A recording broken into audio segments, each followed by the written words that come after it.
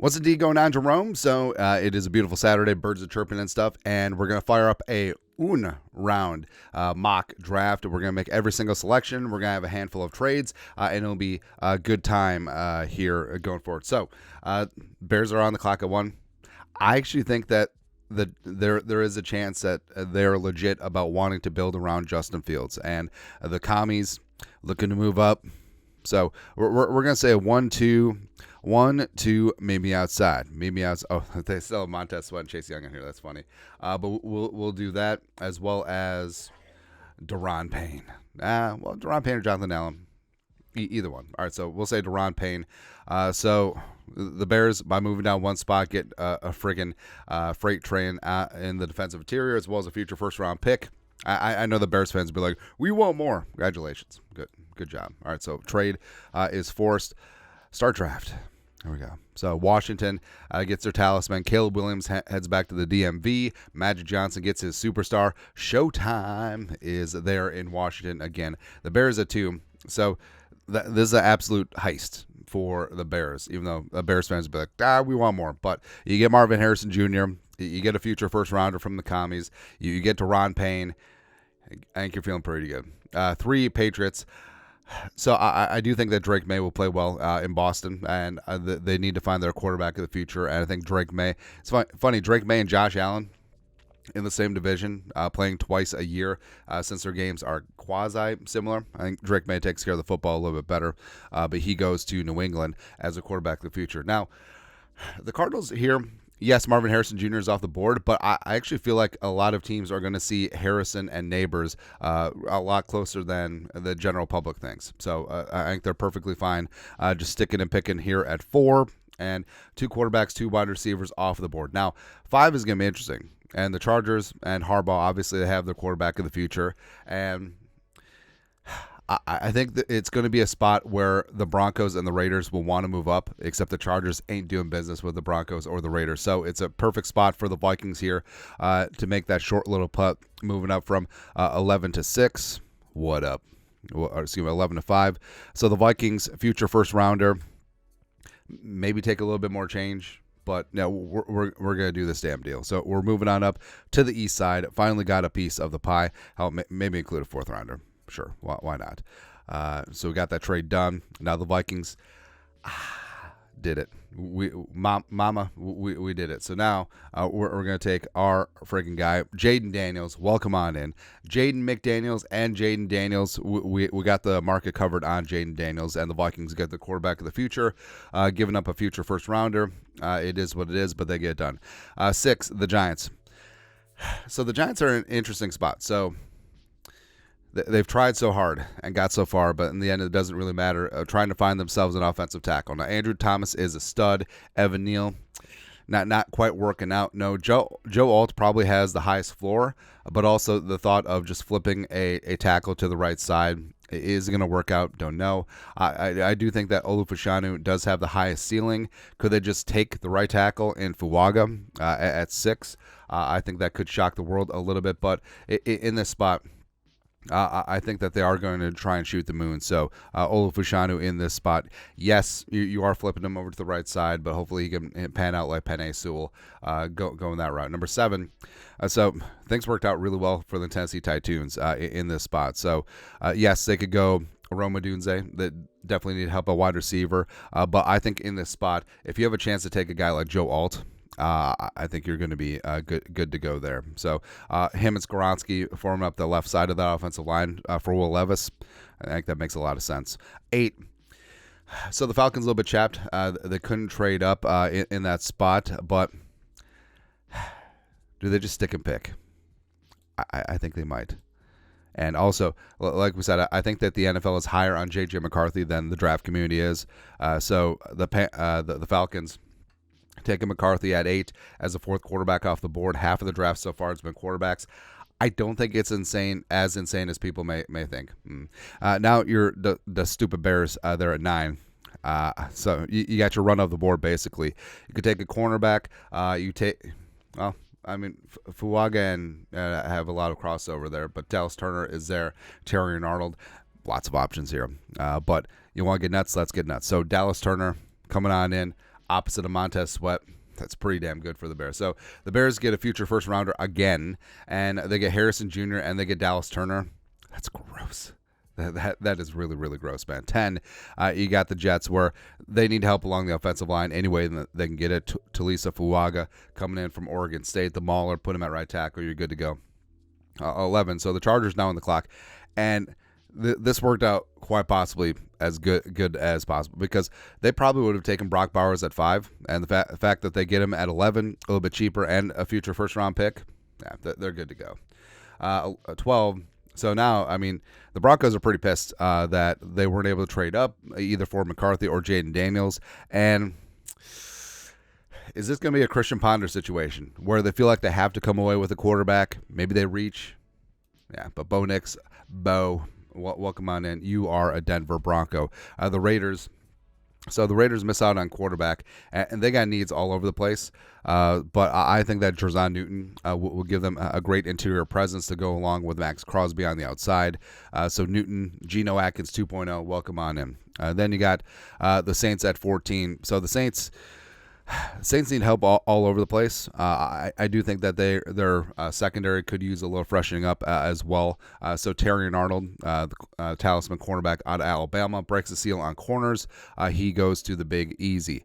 And then you have the Colts up. So, I mean, this one's pretty easy. Like Rome Odunze in this spot, getting Richardson, another great outside the numbers threat. Makes sense for the Colts. 16. I mean, this is a great spot for Seattle, where they just let the board come to him, and also all this run on quarterbacks. They're running it back with Geno. Means that a lot of talent is being pushed down the board. So, I mean, Jared Verse, Latu. Latu definitely knows the Seattle area, but Jared Verse in this spot, linking up with that front seven, and Mike McDonald gets himself a toy on the edge.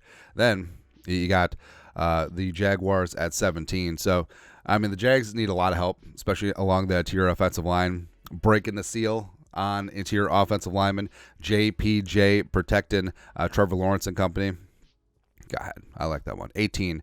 So, I mean, you could go corner here. You could try and reach for a wide receiver. Brian Thomas Jr. will be a great one-for-one replacement for Higgins, but at last, my love has come along. You got to get some protection for Joe Burrow. J.C. Latham coming in from Alabama at tackle does make sense. The Rams. So the Rams have all of their picks for the first time since 2016. It's kind of hilarious, man. Could go corner, sure, but I think that they're getting into the Latu business, keeping him in Hollywood up to no good. What up? You do have the Steelers at 20. So, I mean, the Steelers could go a lot of different directions. They definitely could go offensive line. They could go off ball. They could go DB. We go DB in this spot. Quinion Mitchell, the pride of Toledo, coming on in. What up? There you go. Next up, you have the Miami Dolphins, where JPJ would have been fantastic, but they're still going to get in the offensive line business. And I do think that Jordan Morgan's got a nasty streak, man. I think that he's going to be really coveted down in South Beach. I think that he's going to be great. 22, fly, Eagles fly, whatever. Whatever, but they go with Cooper DeJean, so they get a great corner as well as probably the best punt returner in the class. So he goes to Philly. 23, Texans. So the Texans, I mean, there's a lot of ways that they could go in this spot. They could go receiver, yes, more weapons for Stroud. I think they go that route. And Brian Thomas Jr., BTJ, his size on the outside. He and Nico, and then you got Tank in the slot. That's really damn good. That's really damn good for Houston. Kind of loving it there. 24, you got the Cowboys. So there's a lot of different ways that they could go here. And Zimmer obviously is going to have a little bit of say-so in this as well. But I think that, I mean, they could certainly attract Danielle Hunter. Maybe they bring in Harrison Smith. Who really knows? But Braylon Trice on the edge, working with Parsons and company. I think that does make sense in that department. Although it certainly could go offensive line. Kind of bummed for them that JPJ is off the board, but it is what it is. The Packers. So offensive line is definitely a need, and they're probably going to finally punt back Tiari. So Amarius Mims coming in from Georgia makes all the sense in the world for them. Buccaneers. So Buck's got to be sad that BTJ went to the Texans, but it is what it is. I do think that Troy Franklin would help them take the sting out of losing Mike Evans potentially in free agency. So he goes to the Bucks. Another weapon for Baker if and when he resigns there. 27. So you got the Cardinals. So the Cardinals have Malik Neighbors. I mean, do they just double dip? Do they double dip at wide receiver? That would be low-key hilarious. Or do they go a different direction? But no, getting Kyler a little bit more offensive line help. Tyler Guyton, I think that he's the guy that has really risen up.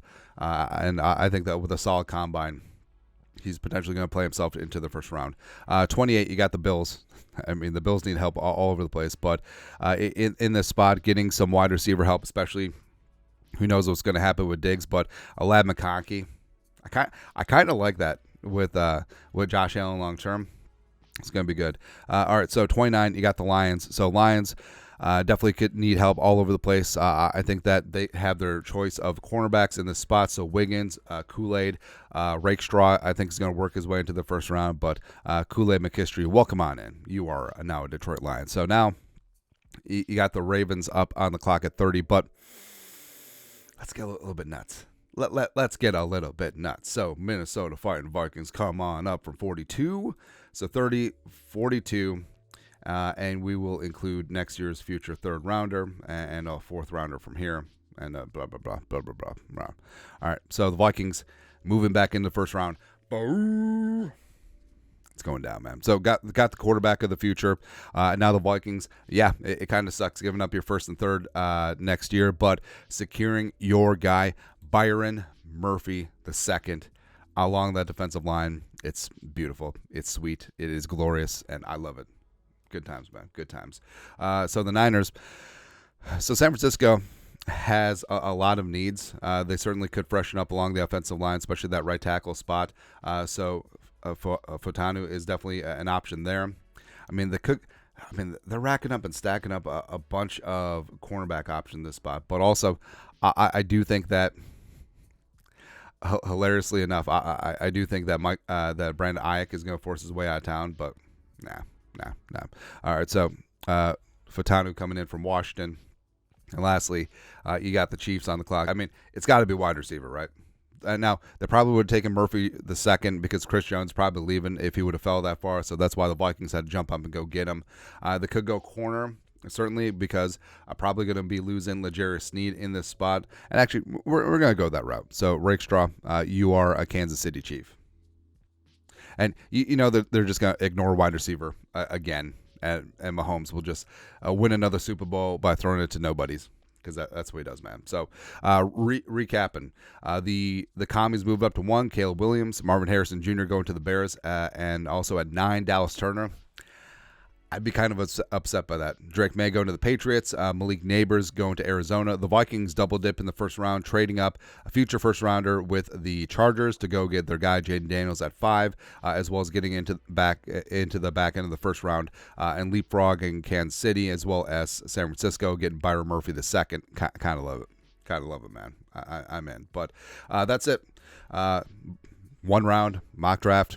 You guys are the best. You know what to do. Skol, production value.